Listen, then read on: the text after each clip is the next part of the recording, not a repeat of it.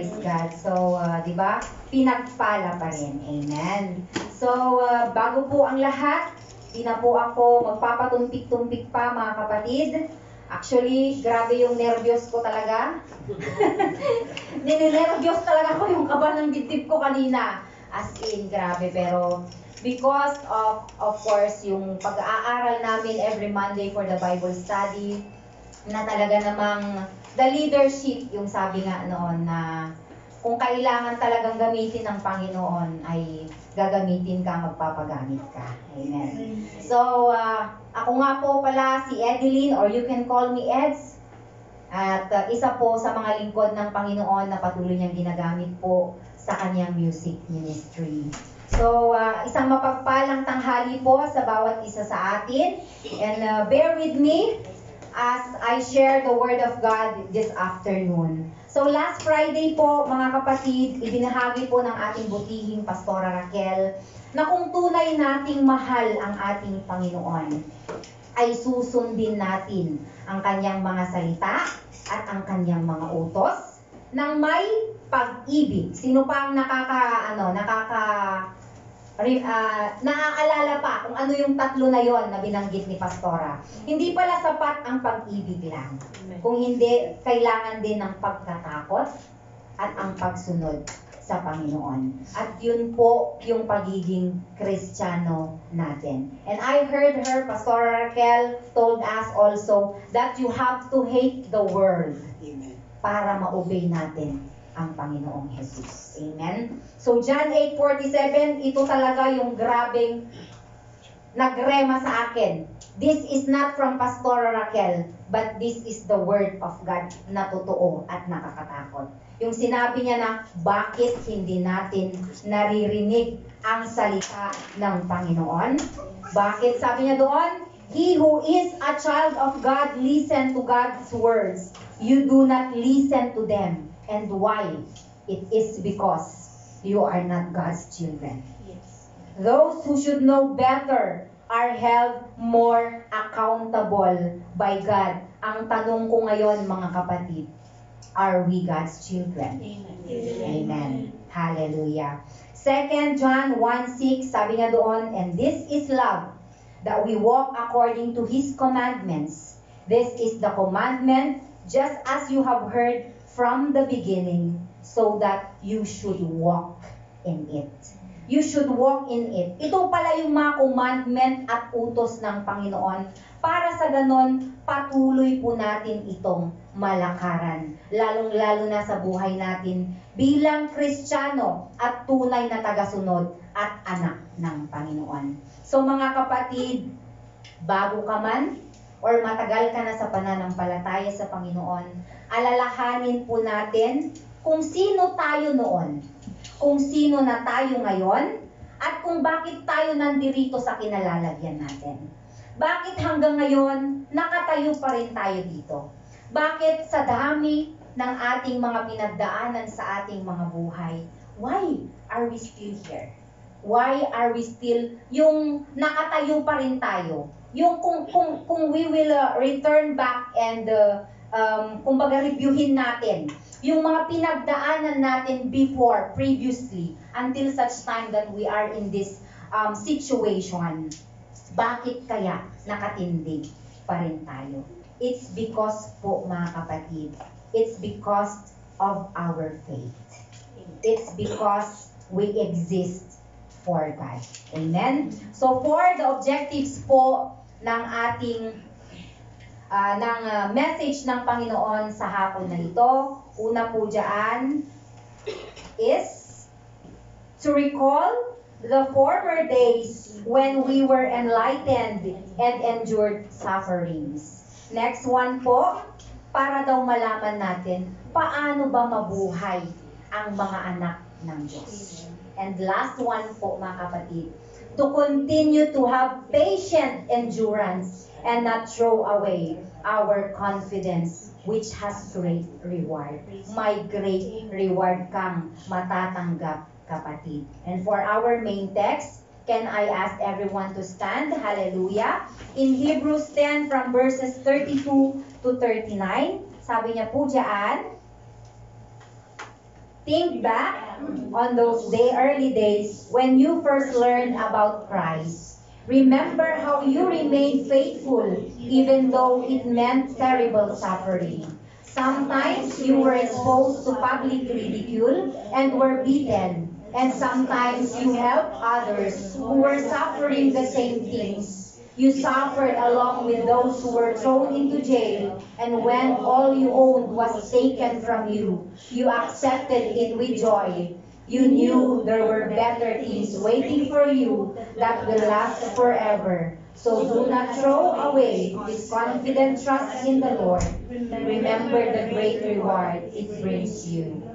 Patient endurance is what you need now, so that you will continue to do God's will. Then you will receive all that has promised. For in just a little while, the coming one will come and not delay. And my righteous ones will live by faith, but I will take no pleasure in anyone who turns away.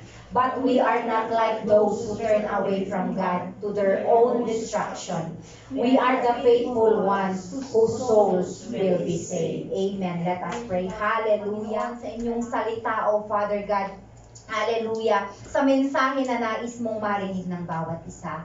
Lord, hallelujah. Patuloy mo kaming samahan, patuloy mong buksan ang aming mga puso't kaisipan, O Father. Thank you, Father God, na sa pagpupuri pa lamang, O God, truly, Lord, ito yung tunay mong mensahe sa hapon na ito, O God. Itago mo lamang ako, Panginoon, O God, sa inyong likuran.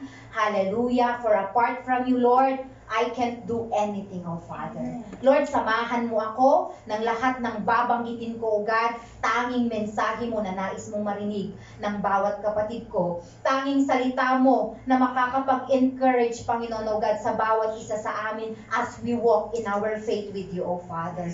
Lord, samahan mo kami. Be our teacher, O God. Be our messenger, O Father. Hallelujah. Holy Spirit, take full control in this place. Hallelujah. We glorify, we magnify your name, and we bring back all the glory, honor, and thanksgiving. In Jesus' name we pray. Amen and amen. So makakaupo na po tayo. Kung babasahin po natin siya sa Tagalog, kasi mas maiintindihan natin. Sabi niya dyan, alalahanin ninyo ang mga araw na nagdaan, kung paanong kayo'y nagtiis ng matinding hirap matapos na kayo'y maliwanagan. Ngunit hindi kayo nagpadaig kung minsan kayo ang iniinsulto at pinapahirapan sa harap ng madla.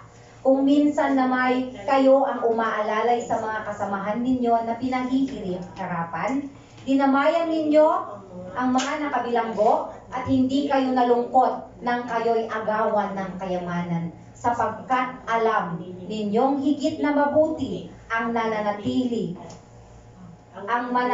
ang kayamanang nakalaan sa inyo. Hallelujah. Kaya't huwag kayong mawawalan ng pananampalataya sa Diyos, sapagkat dakila ang naghihintay na gantimpala para sa inyo. Kinakailangan kayo'y magtiis upang masunod ninyo ang kalooban ng Diyos at matanggap ninyo ang kanyang ipinangako, sapagkat kaunting panahon na lamang, hindi na magtatagal at si Kristo ay darating na. Ang matuwid kong lingkod ay mabubuhay sa pamamagitan ng pananampalataya. Ngunit kung siya'y tatalikod, hindi ko siya kalulugdan. Ngunit hindi tayo kabilang sa mga tumatalikod, kundi sa mga sumasampalataya sa Diyos at naliligtas. Praise God for the reading of His Word. Hallelujah. Mga kapatid, the title po of the message this afternoon, gusto kong alamin ninyo, gusto nyong maintindihan nyo, mga kapatid. You have to remember who and whose you are. Sino ka at para kanino ka, kapatid. Amen?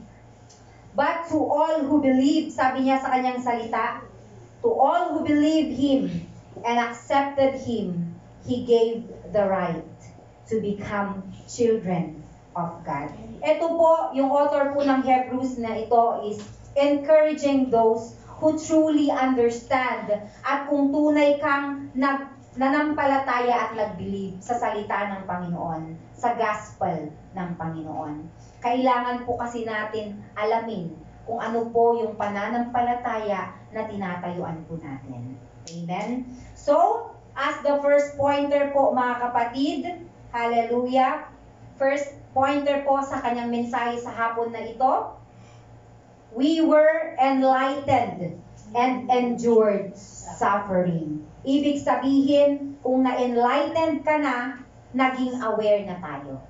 Ibig sabihin, na-freed na tayo from the ignorance at sa maling impormasyon na akala natin dati, yung tama na ginagawa natin, mali pala.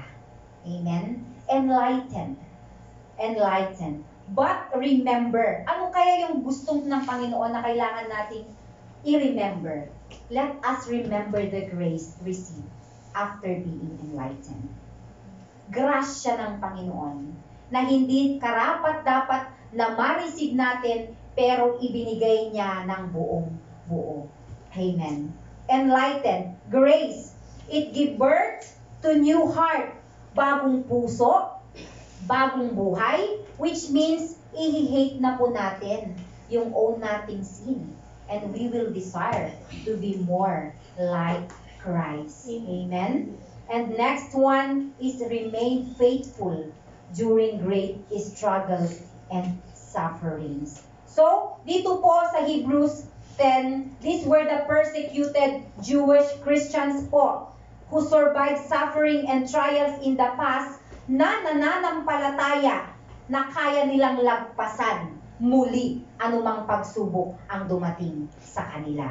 Those years after conversion, nung nakilala na natin ang Panginoon, nung na-enlightened na tayo sa Panginoon, remember mga kapatid, the strong faith for the Lord and how they handled difficulties in following Christ kahit pa oppose ang mundo. Na-endure nila noon, mai-endure nila sa present. At ganun din po ang mensahe ng Panginoon sa atin sa hapon na ito. Kung nag-endure tayo before, kaya din natin i-endure maski anumang hardships na pagdadaanan natin while we are still